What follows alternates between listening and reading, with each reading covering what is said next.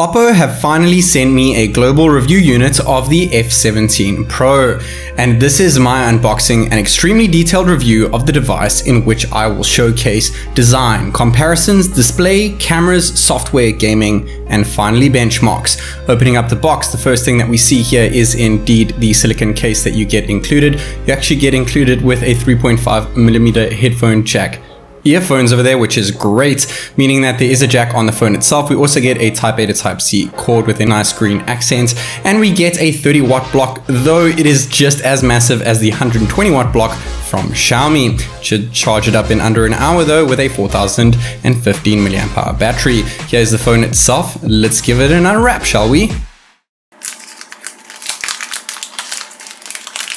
The phone looks absolutely stunning in this matte black finish. You also get it in magic blue or metallic white. I like how you get like a bit of a baby blue tint going into black. It's not exactly dark black. It looks great, but unfortunately it is made of plastic at the back with a plastic frame, but we do have Gorilla Glass 3 on the front.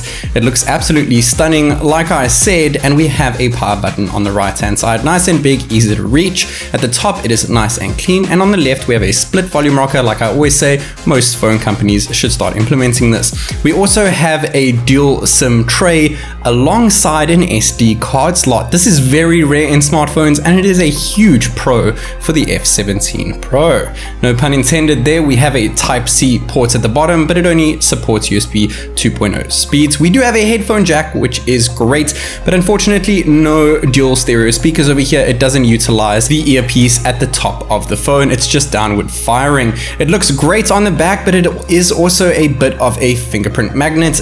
Luckily though, we have that included TP UK. Slapping it on kind of takes away the flare from the phone, even though it is quite subtle anyway. Comparing the designs to other phones, it is definitely a little bit more sleek, a little less noticeable. You can't really flex as much with it, but the Realme X7 Pro actually has a glass back, and the Redmi K30 Ultra also has a glass back. However, the Realme X7 Pro has the same plastic frame as the F17 Pro, where the Redmi has a metal frame, aluminum that is, but the OPPO is definitely the thinnest phone I've tested on my channel at just 7.5mm thick, but that means there is quite a big camera bump over here. There's a bump and the cameras protrude as well, much like you'd see on the iPhone 11, so there's a tiny bit of screen wobble. So the back looks absolutely stunning, but what about the display? Well, we get treated to a 20:9 aspect ratio, 6.43 inch Super AMOLED 16 million colors display, Full HD Plus with 408 pixels per inch with a peak brightness of 800 nits. The biggest drawback here is that we're limited to a 60 Hz refresh rate, where most budget-friendly phones even are going all the way up to 120, that being the Redmi and the Realme, though at least we get a touch sampling rate of 180 Hz. The colors are very accurate, and though not quite as bright on paper compared to these two over here, it looks just as bright in person, though it does have quite a big chin at the bottom of the display compared to the others, and that dual hole punch notch at the top is not very appealing. I do prefer the pop-up mechanism on the K30 Ultra in this respect. Like I said earlier, the biggest drawback is that we are limited to 60 Hz, and comparing it to 120 Hz panels with the Redmi on the left and the Realme on the right hand side, you can definitely notice the difference when you are slowing down the clip over here. It is a lot slower, a lot laggier, but when you're using it, you kind of get used to it. But like they say, once you go high refresh rate, it's really hard to go back, and comparing them all at 60 Hz over here, it looks just as good, maybe not quite as smooth as the Realme X7 Pro, but pretty much on par with the Redmi K30 Ultra, which is pretty strange since Realme is actually a sister company. Well, OPPO is the parent company of Realme over here. We also have some other brightness tweaks that we can do, as well as display tweaks, changing the color temperature over here. We also have OSIE display over here, and we can also cover that notch if you don't really like it at the top of your screen. You can just make that area black. Talking about going black, we can go into dark mode and we can set custom times over here.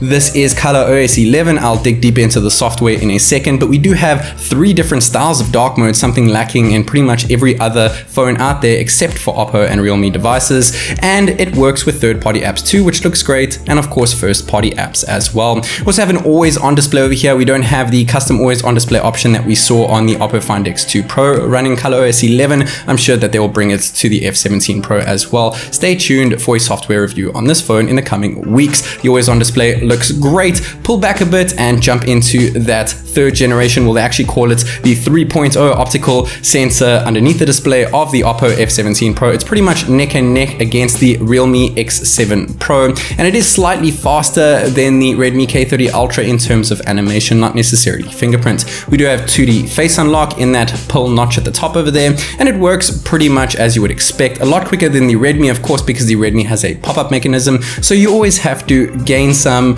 when you lose some, and that is what OPPO is doing over here. They lost a bit of real estate when it comes to screen, but they made up for it with nice and snappy facial recognition. But those cameras in the front are more than just for facial recognition. We have a main selfie camera, which is 16 megapixel, and a depth sensor, which is 2 megapixels. The main one looks pretty decent, and the main selfie with the 2 megapixel depth selfie shot looks great, though there is a bit of edge detection. Recording a 1080p 30 fps video on the OPPO F17 Pro using the selfie cam. Let me know what you guys think of the audio and video quality when recording using the selfie cam on the OPPO F17 Pro. There is also a bokeh video option when using the selfie cam. I see quite a bit of edge detection. Let me know what you guys think. We have a main sensor being the 48 megapixel Samsung GM1 sensor with an aperture of f1.8, and a 12 megapixel shot can be taken from that using 4:1 pixel binning. We also have an 8 megapixel ultra wide and two 2 megapixel depth sensors. Very strange. The ultra wide looks pretty great with AI enabled. The 48 megapixel RAW looks great, and the bin down shot looks pretty awesome too. 2 times digital zoom over here, since we don't have a telephoto, doesn't look too bad, but going into 5 times and the max zoom is 10 times, they both look absolutely terrible. I wouldn't recommend it. With those 2 dual sensors at the back, the depth sensors, it gives you dual depth over there, and I couldn't really notice it. We lack a macro camera and a macro mode, so things don't look that good close up. We have 4K at 30 frames per second over here. Unfortunately, no 60 FPS option since we're using a MediaTek Helio P95 chipset run on 12 nanometer technology. 1080p is unfortunately also capped at 30 FPS. I never really see this anymore these days. You at least get 1080p at 60. Nevertheless, they both have gyro EIS. There is no 4K ultra wide option, and 1080p ultra wide is also once again capped at 30 FPS, so no 60 FPS options over here. We do also have an ultra steady mode. It is currently off, and when it is off, it looks absolutely horrendous, though the quality is still there. The quality dips a lot when you turn ultra steady mode on, but the stabilization is great, though we get a bit of that wobble effect. It's not really my cup of tea. Like I said earlier, we do have ColorOS 11 skinned over Android 11 over here. OPPO is getting some of the fastest updates these days, and with Google rooted straight into the phone. Hey Google, what's the weather like tomorrow?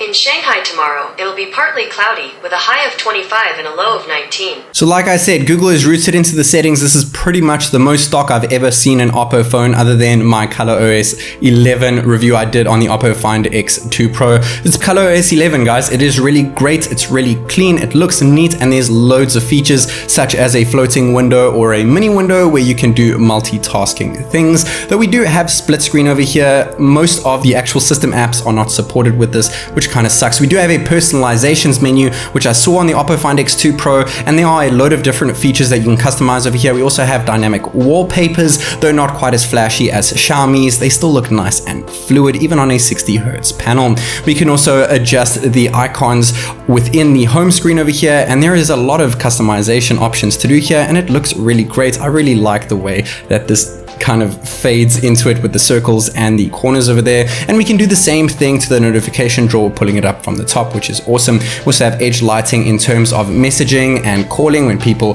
try to get through to you, and we can also create our own ringtones.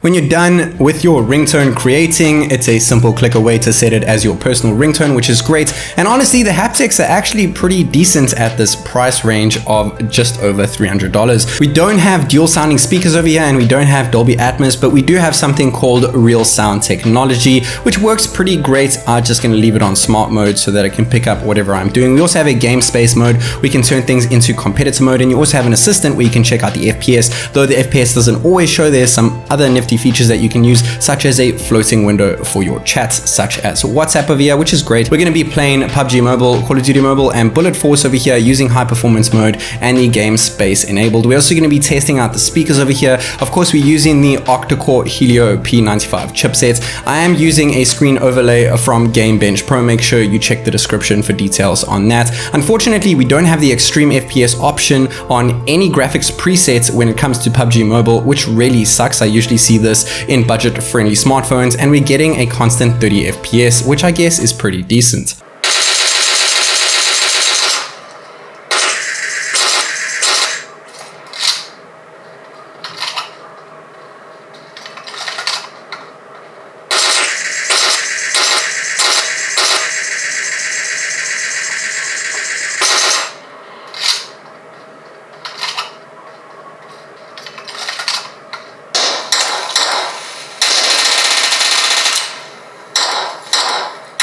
Moving on to Call of Duty Mobile over here, once again we are limited to graphics and frame rate presets over here. We can max out at high and that's about it, with a couple features unavailable on this device, though we're getting a solid 60, so that's one up from PUBG Mobile.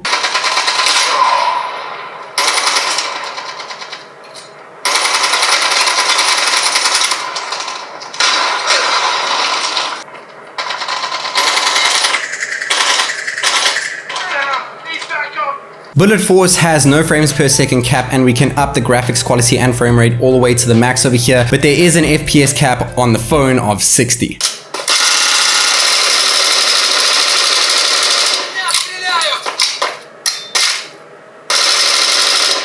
In terms of gaming, it really sucks that we don't have a high refresh rate on this phone for its price. Many phones at this price point do have high refresh rate panels, but at least we're getting a stable 60 on most games. I really hope that this changes with PUBG Mobile too. We're going to be rocking AnTuTu version 8.4.7 over here to test out the performance of the chipset, that being the octa-core Helio P95. Here are the battery degrees in Celsius, as well as the battery percentage and CPU in degrees Celsius at the start of the test, making sure that our high performance modes and game modes are indeed enabled over here. And we're going to speed through AnTuTu over here. I'll bring a more detailed one in the coming weeks, so stay tuned for that one. And getting to the battery drain results, we dropped by 5% over here. In degrees Celsius, we added 7.5 degrees Celsius, and the CPU was ridiculously hot when we started the test at 61 degrees in Celsius, went all the way up to 68 and added 7. When it comes to the final score, the OPPO F17 Pro got just shy of 200,000 points, which is not necessarily terrible, but when you're looking at other chipsets which are in phones at the same price points or even cheaper, the Snapdragon 730G or 765G, we're getting scores of closer to the 300,000 mark. Now to move on to our second benchmark over here, which is indeed Geekbench 5.2. We're going to start with a CPU benchmark test over here, making sure that all our high performance modes are once again enabled. I'm going to speed through this. This test took a lot longer than it usually does on most phones, but we did get an end result here of single core 419 and multi-core 1542, and the gap is actually a lot smaller compared to the Snapdragon 730 and 765G over here to the Helio P95 that we see in the F17 Pro. Now to move on to GPU testing, starting with OpenCL API, and unfortunately something strange happened here. Remember on the Redmi K30 Ultra review that I showed you guys about a month ago or so, I couldn't get the benchmark to work at all. Not even CPU, GPU, OpenCL or Vulkan. The same thing is happening here. It didn't happen with testing out CPU, but it is happening with OpenCL and Vulkan GPU APIs over here. We just cannot get through the actual test. It keeps bombing us out back to the game space section. The OPPO F17 Pro is nice and sleek looking at the back with very minimal flex. It is extremely thin. We do unfortunately have a plastic back, but that is made up for with that dual SIM tray alongside a micro SD expansion slot, as well as a 3.5mm jack, and the cameras aren't the worst that I've tested out. The software is nice, fluid, and very stock Android-like if you're into that. We do have a load of different personalization and customizations that are definitely up your alley. The screen is absolutely stunning, that Super AMOLED display, and it is really nice even up close with great pixel density. But unfortunately, its biggest fallback here is that it is lacking a 120Hz panel, where phones at this price range, all in incorporate within their build, and this makes for gaming a little less enjoyable. There are some steep competitors out there, but the OPPO F17 Pro is still a fantastic device. It may not be for all of you, but I can definitely recommend it.